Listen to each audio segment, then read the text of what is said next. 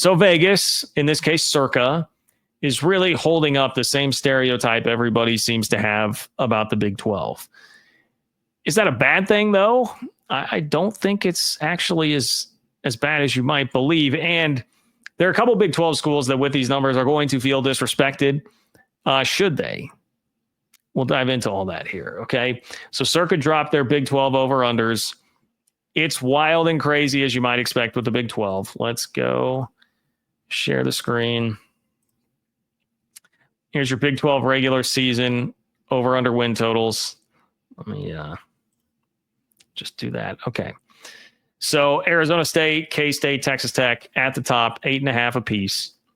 Baylor, BYU, Iowa State, Kansas, Utah, the next group there. That's a pretty healthy group of 8 teams at the top. And then Houston, TCU, Cincinnati, Colorado, Arizona, UCF, Oklahoma State, West Virginia.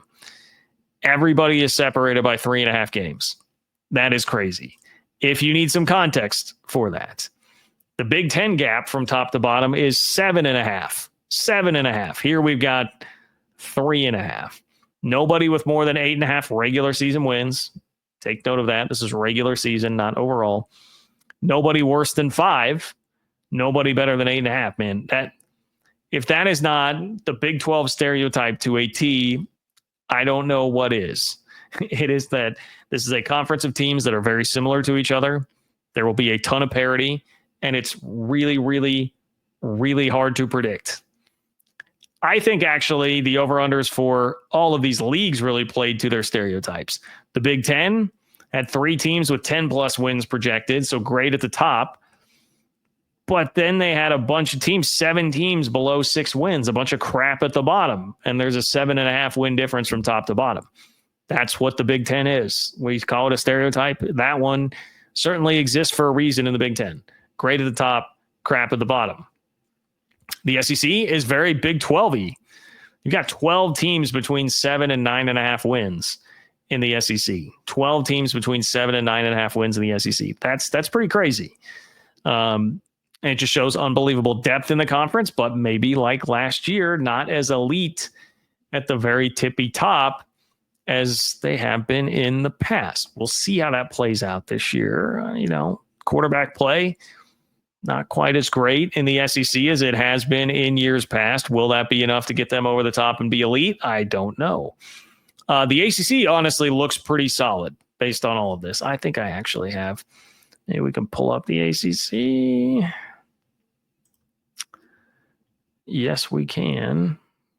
Here's your ACC over-under win totals. Notre Dame included here, which, you can basically scratch that off. But Clemson, Miami, Louisville, SMU, Georgia Tech, North Carolina, Florida State, it should be a pretty solid year in the ACC. This probably gives you more context as to why they're fighting really hard for 3 playoff spots.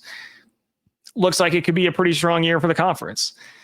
So it enforces all of these stereotypes. But for the Big 12, the stereotype, in some ways, I know Big 12 fans can get a little defensive of, I guess I would say. This always happens. Sorry, guys. Okay. Because you look at it, and I saw some of the Twitter responses of people being like, it's just mediocrity, or we, confusing parity with mediocrity and all of this. And for the Big 12, it's not that it doesn't have to be mediocrity. It can be that these are a bunch of very similarly matched teams, and the team that comes out of that is actually going to be pretty damn good. Like last year when it was Arizona State and they were 1 play away from beating Texas to go to the semifinal of the college football playoff. It doesn't have to mean that. It just means that there are a lot of teams in a very similar spot. And when you throw all that together, it's almost kind of foolish to go out on a limb too much with any team.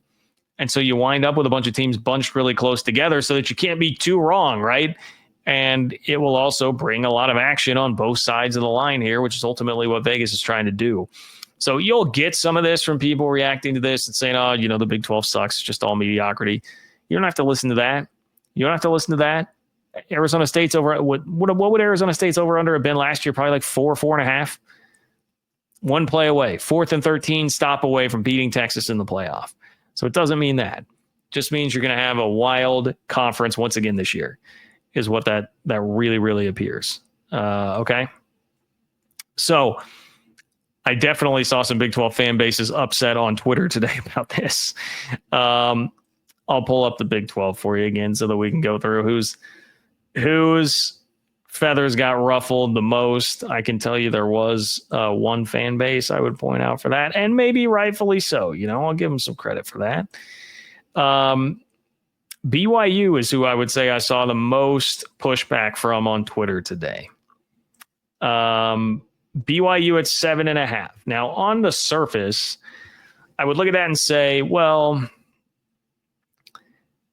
I can understand most people thinking that there will be some level of regression last year, that BYU felt like they definitely got some fortune. I won't call it like total luck, but a bit of good fortune at multiple times throughout last year. And they don't have, I think, what people believe is like a tier 1 elite quarterback. We'll see. Maybe Jake Retzloff proves me wrong. I don't think he was last year. And so, hey, there will be some regression. But BYU fans, I know, one, believe in the program, and then two would say, dude, look at the schedule. And the schedule, I must admit, is a good counterpoint on that, because the non-conference schedule is very manageable for BYU. They've got Stanford and East Carolina. It is a road trip at East Carolina, but Stanford and East Carolina should be pretty manageable. And then they don't play K-State, Arizona State, or Baylor, who would all three be in my tier 1 of Big 12 schools for next year. They do play Cincinnati, UCF, Arizona, West Virginia. So look at that. Look at where these schools are here. Arizona, K-State, Baylor, three of the, I guess you can really say three of the top 8, but 2 of the top 3, and then Baylor, who's in that next group. And then you're missing all the teams there at the bottom. Cincy, UCF, Arizona, West Virginia. So it's a pretty favorable schedule for BYU. When I started to dive into the schedule, I was like, maybe we could say BYU's got like an 8-win floor. I still would probably say like 7-win floor, so I can see how you would straddle this number. But I understand why BYU fans would be a bit tweaked by this. I do get that. Also saw a lot of Cincy fans. I saw a lot of Cincy fans really fired up about this, that they do not appreciate their over-under win total being just 6. And I got to be honest, Cincinnati is just in a position, nothing against you guys, Cincinnati fans. Cincy's just in a position where they need to prove it to me. It's kind of like all this Texas Tech hype and can they win the Big 12? Like, I got to see it. I've been burned in the past by predicting that.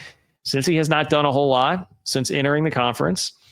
I just need to see it. I do like Brendan Sorsby. I think he's a pretty good quarterback.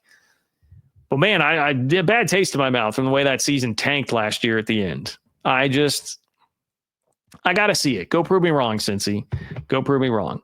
Colorado fans also, but Colorado fans going to Colorado fan. Like the internet Colorado fans they're going to do their thing. Maybe Colorado at 6 is a little harsh, but you're replacing a Heisman Trophy winner and a quarterback who got drafted that I really do think was a miracle worker, at least with that offensive line. Say what you will about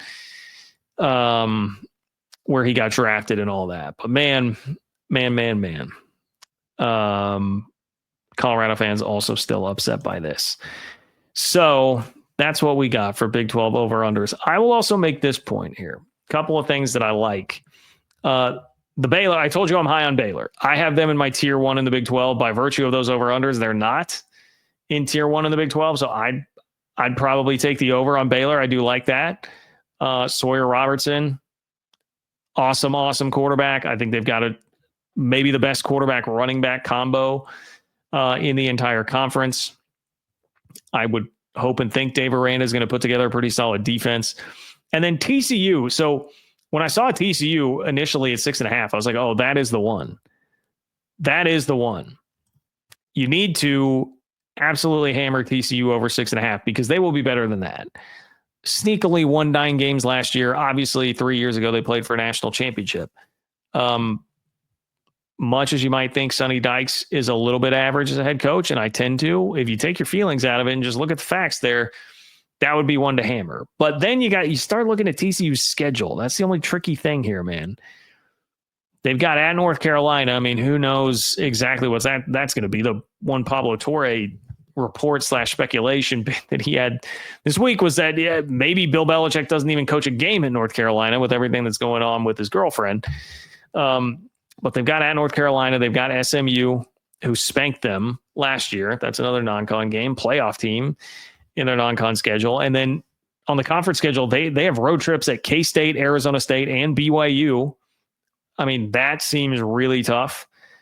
So even though program is like they're winning 9 games a year under Sonny Dykes, Josh Hoover might be the most underrated player in the league. Like, I think he's just a really good quarterback that doesn't get talked about enough because they flew under the radar last year.